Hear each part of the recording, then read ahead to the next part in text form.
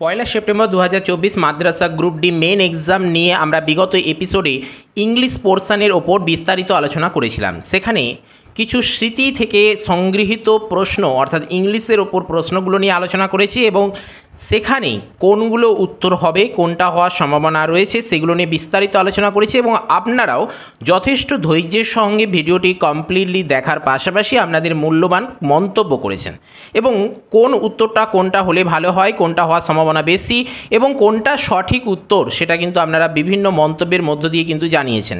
আসুন আজকের এপিসোডে এই ইংরাজি তো আমরা গত এপিসোডে আলোচনা করলাম, এবার আজকের এপিসোডে আমরা পাটিগণিত অর্থাৎ মেন যে দুটো পোর্শনের উপর পরীক্ষা হয়েছিল ইংরাজি আর অঙ্ক, এবং সেই অঙ্ক নিয়ে আজকের এপিসোডে আমরা বিস্তারিত আলোচনায় আসছি। একটা কথা প্রথমেই বলবো যে আপনারা যে মন্তব্য করছেন যে এটা হবে বা আমি এটা করে এসেছি, কেউ কিন্তু এখনও পর্যন্ত ভুল করেছেন সেটা কিন্তু বলা যাবে না। কেননা এখনও পর্যন্ত মাদ্রাসা সার্ভিস কমিশনের অফিসিয়াল ওয়েবসাইটের মাধ্যমে তাদের কিন্তু যে কোনটার কি অ্যান্সার হবে তার কিন্তু একটা কোনো রকম এখনও পর্যন্ত কোনো পূর্বাভাস বা এখনও পর্যন্ত হিন্টস দেওয়া হয়নি। হয়তো সেরকম কোনো অ্যান্সার স্ক্রিপ্ট তারা হয়তো পাবলিশ করলেও করতে পারে, কেননা যেহেতু মাল্টিপল টাইপের ক্ষেত্রে অ্যান্সার লিস্ট আসছে তাহলে এক্ষেত্রেও না আসার সম্ভাবনাটা কিন্তু নেই, হয়তো আসতেও পারে, তবে সেই জন্য আমাদেরকে কিন্তু অপেক্ষা করতে হবে। আশা করছি এরও একটা অ্যান্সার লিস্ট, অ্যান্সার স্ক্রিপ্ট আসবে এবং যখন আসবে সেটার উপর ভিত্তি করেই কিন্তু আমাদেরকে বুঝতে হবে যে কার কত নাম্বার আসছে। তবে এখন আমরা অঙ্ক যেহেতু, ইংলিশ যেহেতু আমরা কিন্তু আগে থেকেই একটা ধারণা করতে পারি এবং যেহেতু অঙ্কের ব্যাপার এখানে চেঞ্জের কোনো ব্যাপার নেই, যেটা সঠিক উত্তর সেটাই কিন্তু শেষ পর্যন্ত আসবে। যদি ভুল কিছু হয়ে থাকে তাহলে তার জন্য আবার চ্যালেঞ্জের ব্যাপারও থাকবে, ইত্যাদি সমস্ত কিছু ব্যাপার রয়েছে। আসুন আজকের এপিসোডে পাটিগণিত থেকে গ্রুপ ডি মেন এক্সাম মাদ্রাসা সার্ভিস কমিশনে গত পয়লা সেপ্টেম্বর যে প্রশ্নগুলো এসেছিল সেগুলোর উত্তর কি হতে পারে সেটা কিন্তু একটু আলোচনায় আসছি। প্রথম প্রশ্ন ছিল, যদিও এটা প্রথম নয় কেননা স্মৃতি থেকে সংগৃহীত, তবুও আমরা এখানে সেটাকে প্রথম হিসেবেই উল্লেখ করেছি।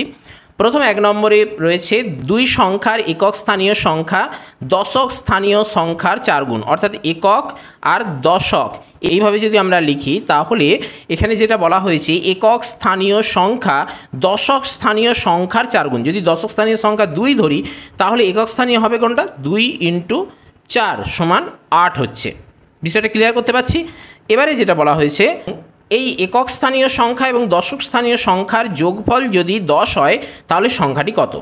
আচ্ছা বেশ, তাহলে আমাদেরকে অঙ্কের সূত্র অনুযায়ী আমাদেরকে তো এখানে বলে দেওয়া হয়েছে যে দুই সংখ্যার একক স্থানীয় সংখ্যা, আমাদেরকে অঙ্কটা কিন্তু বারংবার পড়ে নিতে হবে প্রথমে, তাহলে কিন্তু বিষয়টা আমরা বুঝতে পারবো। দুই সংখ্যার একক স্থানীয় সংখ্যা দশক স্থানীয় সংখ্যার 4 গুণ, এবং এই সংখ্যাটা কি সেটা কিন্তু এখনও পার্টিকুলার বলা হয়নি, কিন্তু আমরা এটা বুঝতে পারছি যে দশক স্থানীয় সংখ্যা যদি আমরা এক্স ধরে নিই তাহলে একক স্থানীয় অঙ্ক আমরা কিন্তু পেয়ে যাব যে 4 গুণ যেহেতু 4x, তাই তো? সেটাই কিন্তু দেখুন আমরা এখানে উল্লেখ করেছি। মনে করি দশক স্থানীয় অঙ্কটি হলো x, তাহলে একক স্থানীয় অঙ্কটি হবে 4x, অর্থাৎ 4 গুণ যেহেতু বলেছে। এবারে যেটা রয়েছে যে যোগফল 10, অর্থাৎ একক স্থানীয় অঙ্ক এবং দশক স্থানীয় অঙ্কের যোগফল তাহলে কী হচ্ছে x + 4x। এবারে আপনাকে শর্তানুযায়ী বা প্রশ্ন অনুযায়ী সাজিয়ে নিতে হবে যে দুটোর যোগফল 10, অর্থাৎ আমরা এখানে পেয়েছি যে দশক স্থানীয় অঙ্ক x আর একক স্থানীয় অঙ্ক 4x, এই দুটোর যোগফল যদি 10 হয় তাহলে = 10। এবারে আপনারা এটাকে সাজিয়ে নিন।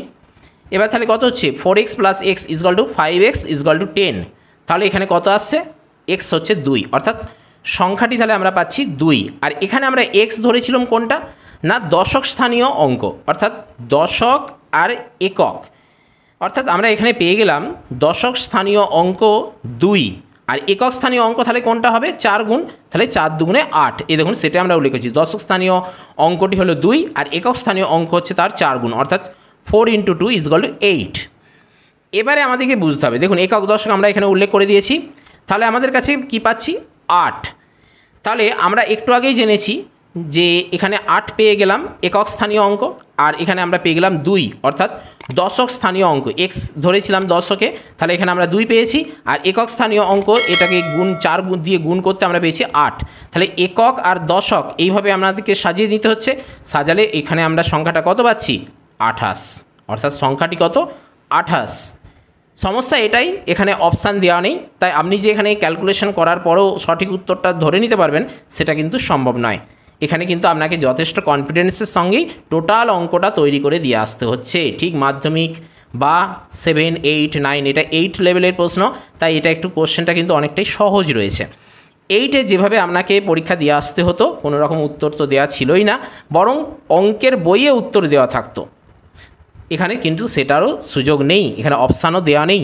যদি বলতো যে ক্যালকুলেশন করে দেখাতে হবে এবং অপশানও এখানে থাকছে, সেটা তাহলে ব্যাপারটা আলাদা ছিল, যে অঙ্কের মানে উত্তরের অপশান থাকবে কিন্তু আপনাকে ক্যালকুলেশন করে দেখিয়ে দিতে হবে, তাহলে কিন্তু ব্যাপারটা আলাদা ছিল। কিন্তু এখানে আপনাকে সঠিক উত্তর যেহেতু এটা আপনার বেরোচ্ছে, এবার এটাকেই কিন্তু আপনাকে সঠিকভাবে ক্যালকুলেশন করে আপনাকে সিগনিফিকেন্ট করতে হবে।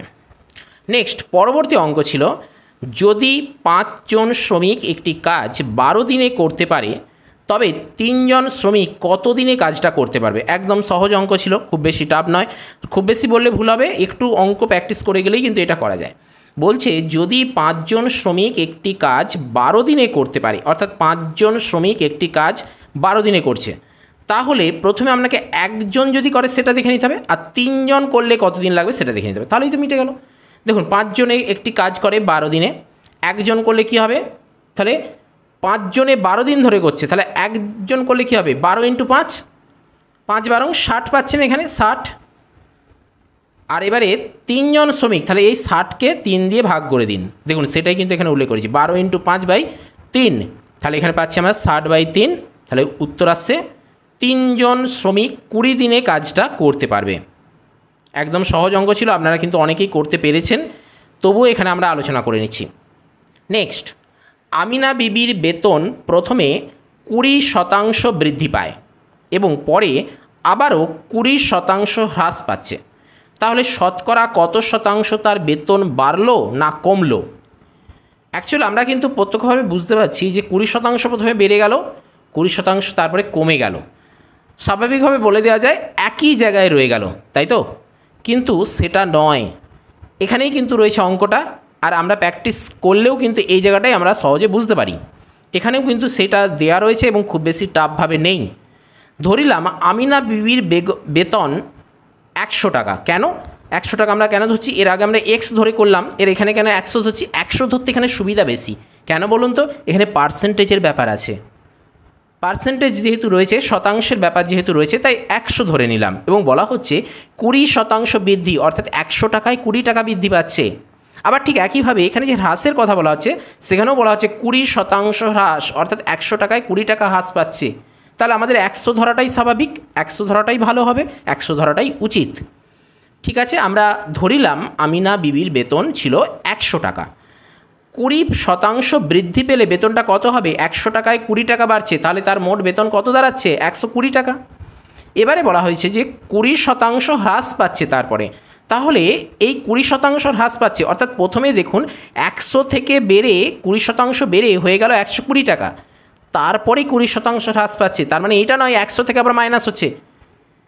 এখানে বলা হয়েছে 100 টাকা বেতন ছিল, তার সঙ্গে 20% বাড়লো, অর্থাৎ 120 হলো, এবারে আবার 20% হ্রাস পাচ্ছে, অর্থাৎ 120 থেকে হ্রাস পাচ্ছে। এই ব্যাপারটা লক্ষ্য করুন, আপনার বেতন 100 টাকা ছিল, তারপর 20% বৃদ্ধি পেয়েছে, আপনার 120 টাকা বেতন হলো, এবারে তার পরের মাসেই দেখা গেল 20% হ্রাস পাচ্ছে, অর্থাৎ কি 120 তো আপনার বর্তমান হয়ে গেছে, এবারে ওই 120 থেকে আপনার 20% হ্রাস পাচ্ছে। এটা যারা ধরতে পেরেছেন তারাই কিন্তু সঠিক উত্তর দিয়ে আসতে পেরেছেন, এবং আমাদের বিশ্বাস আপনারা কিন্তু সকলেই এটা পেরেছেন। 120 থেকে হ্রাস করলে কি হচ্ছে দেখুন, 20% হ্রাস পাচ্ছে, মানে 120 × 20/100 করুন, করে এবারে এখানে শূন্যগুলো কেটে দিন আর এখানে শূন্যগুলো কেটে দিন, তাহলে কত আসছে? 12 × 2, তাহলে কত আসছে? 24। অর্থাৎ তার 120 টাকা বেতন থেকে 20% হ্রাস পেলে হচ্ছে 24 টাকা, অর্থাৎ 24 টাকা তার মাইনাস হচ্ছে। 20% হ্রাস পাওয়ার ফলে তার বেতন থেকে 120 টাকা থেকে 24 টাকা কমে যাচ্ছে।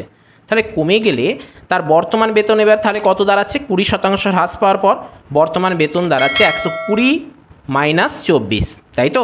বিষয়টা বোঝাতে পারছি? তাহলে কত আসছে? 96 আসছে। এবারে আপনাকে দেখতে হবে, বলা হয়েছে যে শতকরা কত শতাংশ বাড়লো বা কমলো।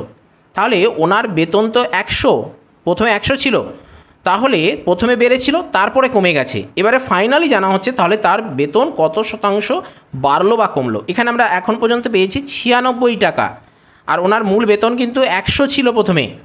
তাহলে 96 আর 100 মাইনাস করুন, 100 থেকে 96 মাইনাস করলে কত হচ্ছে 4, আর এখানে 100 ধরেই করেছি আমরা, পার্সেন্টেজও রয়েছে, স্বাভাবিকভাবেই এখানে আমরা পাচ্ছি 4% বেতন কিন্তু আমিনা বিবির কমে গেল।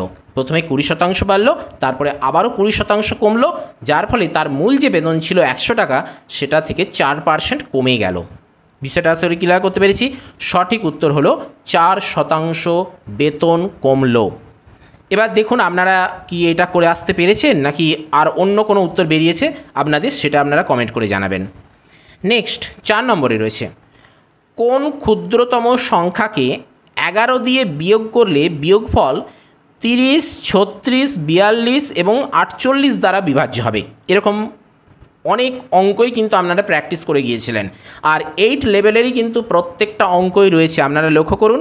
এবং সেই সঙ্গে ইংলিশের ক্ষেত্রেও কিন্তু 8 লেভেলেরই ছিল। আমরা বলেছিলাম যে মাধ্যমিক লেভেলের প্রশ্ন আসবে, এবং আপনাদেরকে এটাও বলেছিলাম যে 8 লেভেলের প্রশ্ন এলেও, কেননা এখানে কিন্তু 2010-এর গেজেট মেনে পরীক্ষা হয়েছে, তাই প্রশ্ন কিন্তু এখানে খুব সহজই হবে। সেই সময়ের গেজেট মেনে, সেই সময়ের সিলেবাস মেনে কিন্তু এখানে পরীক্ষা হয়েছে, প্রশ্ন সহজই আসবে। তবু বলেছিলাম আপনাদেরকে যে কম্পিটিশানে থাকতে গেলে কিন্তু আপনাকে মাধ্যমিক লেভেলের প্রিপারেশান নিয়ে যেতে হবে। তবুও দেখুন এখানে 8 লেভেলের এসেছে, তাহলে স্বাভাবিকভাবে আপনাদের কিন্তু এখানে অঙ্কগুলো করে আসাটা সহজ হয়েছে। দেখুন এখানে যেটা রয়েছে, কোনো ক্ষুদ্রতম সংখ্যাকে, মানে কোন ক্ষুদ্রতম সংখ্যাকে 11 দিয়ে বিয়োগ করলে, অর্থাৎ 11 বিয়োগ করলে বিয়োগফল 30, 36, 42, 48 দ্বারা বিভাজ্য হবে। তো বলছে কোন ক্ষুদ্রতম সংখ্যা, তো ক্ষুদ্রতম সংখ্যা কোনটা সেটা কিন্তু এখানে বলে দেওয়া হয়নি, আর সেই ক্ষুদ্রতম সংখ্যাটাই কিন্তু আমাদেরকে বের করতে হবে। এখানে এবারে আমাদেরকে প্রথমত কোন ক্ষুদ্রতম সংখ্যাকে বলেছে, যখন এই ক্ষুদ্রতম সংখ্যাটা মনে করে নিতে হবে এক্স। ঠিক আছে, আপনারা প্রথমে মনে করে নিলেন বা আমরাও মনে করে নিলাম। আচ্ছা বেশ, মনে করে নেওয়ার পর এবারে কী করতে হবে, এই 30, 36, 42 এবং 48 এগুলোর লসাগু করতে হবে, অর্থাৎ লঘিষ্ঠ সাধারণ কী হবে, গুণিতক। লসাগু করুন, 2 দিয়ে করলে কত হচ্ছে, 30কে 15, এখানে হবে 18, 21 আর এটা হবে 24। আবারও 2 দিয়ে করুন, তাহলে কত আসছে, 2 দিয়ে করলে এখানে 15ই রয়ে যাবে, এখানে 9 হবে, এখানে 21ই রয়ে যাবে, আর এখানে 12 হবে। আবার এটা 3 দিয়ে করুন, 3 দিয়ে করলে কত আসছে, এখানে 15 মানে 5, এখানে আসছে কত 3, এখানে আসছে 7, আর এখানে আসছে 4। এবারে এই 2 গুণিত 2 গুণিত 3 গুণিত 5 গুণিত 3 গুণিত 7 গুণিত 4, অর্থাৎ 2, 2, 3, 5, 3, 7, 4 এগুলোকে এবারে গুণ করে দিন। গুণ করে দিলে কত উত্তর আসছে বলুন তো। দেখুন আমি গুণ করেছি, আমার কাছে উত্তর আসছে 5040, এটা উত্তর আসবে এইগুলো গুণ করলে। তাহলে আপনি এটা পেয়ে গেলেন 5040। এই 5040 হচ্ছে আপনার বেরালো এই লসাগু করতে 5040। এবারে কি বলা হয়েছে দেখুন, কোন ক্ষুদ্রতম সংখ্যাকে 11 দিয়ে বিয়োগ করলে বিয়োগফল এত দ্বারা বিভাজ্য হবে। আমরা এর কাজটা করে নিয়েছি, সেই সঙ্গে ক্ষুদ্রতম সংখ্যাও বের করে নিয়েছি, বের করিনি মনে করে নিয়েছি, বের করতে তো চলেছি। এইটার কাজ এখনও আমরা করিনি, অর্থাৎ 11 দিয়ে বিয়োগ করলে। আর এখানেই কিন্তু রয়েছে খেলা। 11 দিয়ে বিয়োগ করতে হয়েছে মানে আমাদেরকে 11 দিয়ে যোগ করতে হবে, তাই তো। আর আমরা প্র্যাকটিসের সময় সেটাই কিন্তু জেনে এসেছি যে 11 দিয়ে যোগ করতে হবে। যোগ করলেই কি হচ্ছে, এখানে বলেছে 11 দিয়ে বিয়োগ করলে, অর্থাৎ 11 দিয়ে যোগ করে দিলে যেটা পাচ্ছি সেইটা থেকে 11 বিয়োগ করে দিলেই তো আমি যেটা মানে উত্তরটা বেরিয়ে যাচ্ছে, বা সেইটাকে এইগুলো দিয়ে বিভাজ্য করা যাবে, কেননা এই তো লসাগু পেয়ে গেছি আমরা। 11 দিয়ে যোগ করুন, কী বেরাবে, 5, 0, 4 একে 5 আর এখানে 1, অর্থাৎ 5051, তাই তো। তাহলে সঠিক উত্তর আসছে 5051। এই 5051 থেকে যদি 11 মাইনাস করে দেন, 11 মাইনাস করুন, তাহলে আমরা কি পাচ্ছি 5040। এই 5040 এই ক্ষুদ্রতম সংখ্যাকে 11 দিয়ে বিয়োগ করলে বিয়োগফল 30, 36, 42, 48 দিয়ে ভাগ করা যাবে বা বিভাজ্য হবে। কেন বিভাজ্য হবে, এই যে লসাগু করতে আমরা পেয়ে গেলাম। আপনারাও নিশ্চয়ই এইভাবেই অঙ্কটা করে এসেছেন, আর যদি না করে থাকেন তাহলে কিন্তু সেটা ভুল হয়ে যাওয়ার সম্ভাবনা রয়েছে। দ্বিতীয়ত, আপনাদের যদি এই উত্তরটা বেরিয়ে যায় 5051 বা 5051 যদি উত্তর বেরিয়ে যায়, তাহলেই জানবেন যে আপনার অঙ্ক কিন্তু সঠিক রয়েছে। এবারে একটা অঙ্ক তো একভাবে হয় না, বিভিন্ন রকমভাবে হয়। তাই কি গাইডলাইন্স দিচ্ছে মাদ্রাসা সার্ভিস কমিশন, সেটার দিকে কিন্তু আমাদেরকে চোখ রাখতে হবে, অপেক্ষা করতে হবে, ওয়েবসাইট ফলো করতে হবে। যদি সেরকম কোনো গাইডলাইন্স দেয়, আশা করি দেবে, যদি দেয় সেটার উপর ভিত্তি করেই কিন্তু আমাদেরকে ধরে নিতে হবে কার কত নাম্বার আসছে। এবং কি, কেননা এখানে অঙ্ক কষে দেখাতে বলা হয়েছে, কোনো রকম শর্ট ট্রিক্স যদি আপনি ফলো করেন বা শর্টে কোনো উত্তর বের করে দিতে চান তাহলে, বা করে দিয়ে আসেন, তাহলে সেটা কমিশন বা পরীক্ষক কতটা গ্রহণ করবে, কেননা গাইডলাইন্স ছাত্রছাত্রীদের জন্য দেবে কি না সেটা পারফেক্ট করে বলা যায় না, কিন্তু যারা খাতা দেখবেন, কেননা এটা তো আর মেশিনে খাতা দেখা হবে না, যেহেতু লেখা পরীক্ষা হয়েছে, তো বিভিন্ন অভিজ্ঞ শিক্ষক মণ্ডলী দ্বারা যে খাতাটা দেখা হবে তাদেরকে তো একটা কমিশন থেকে গাইডলাইন্স দেওয়া হবে। তো সেই গাইডলাইন্স অনুযায়ী যদি আপনার অঙ্কটা ঠিক থাকে তাহলেই কিন্তু হবে। এখানে অ্যান্সার বের করে দিলে কিন্তু আপনি নাম্বার পেতেও পারেন, আবার একটু কমও পেতে পারেন, কিন্তু আপনার অঙ্কের পদ্ধতি যদি ঠিক থাকে তাহলে কিন্তু আপনি ফুল মার্কস পাবেন। এখন প্রশ্ন হলো, ফুল মার্কস কি অঙ্কের কতটা কাকে দেয়া হবে সেটাই কিন্তু ব্যাপার, কেননা সেখানেই কিন্তু কম্পিটিশান রয়েছে। তো এ ব্যাপারে আপনাদেরও কি অভিমত এবং কি মনে হচ্ছে বা কি হতে চলেছে, কিছু আপডেট যদি আপনাদের কাছেও থাকে সেটাও আপনারা কমেন্ট বক্সে জানাতে পারেন। আপনাদের কমেন্টের অপেক্ষায় আমরা থাকবো এবং আপনাদেরকে অবশ্যই ধন্যবাদ জানাবো আমাদের সাথে থাকার জন্য, আমাদের পাশে থাকার জন্য। তো চলুন আজকের এপিসোডে আপাতত এ পর্যন্তই। নেক্সট এপিসোডে আমরা মাদ্রাসা সার্ভিস কমিশনেরই কিছু গুরুত্বপূর্ণ আপডেট নিয়ে আসবো আগামী দিনের জন্য। তো ততক্ষণ পর্যন্ত আপনারা সঙ্গে থাকুন, ভিডিওটি লাইক করুন এবং চ্যানেলে নতুন এসে থাকলে কিংবা পুরনো ক্যান্ডিডেট এখনও পর্যন্ত সাবস্ক্রাইব করে না থাকলে অবশ্যই সাবস্ক্রাইব করে অল নোটিফিকেশানটি অন করুন, কেননা আপনাদের উৎসাহই আমাদের এগিয়ে চলার একমাত্র পাথেয়। আর যদি কেউ চেনা পরিচিত থাকে তাদেরকে আপনারা কিন্তু এটা শেয়ার করে জানিয়ে দিতে পারেন। তো চলুন আজ আপাতত এ পর্যন্তই। নো মোর টুডে, দেখা হচ্ছে পরের এপিসোডে। জয় হিন্দ, বন্দে মাতরম।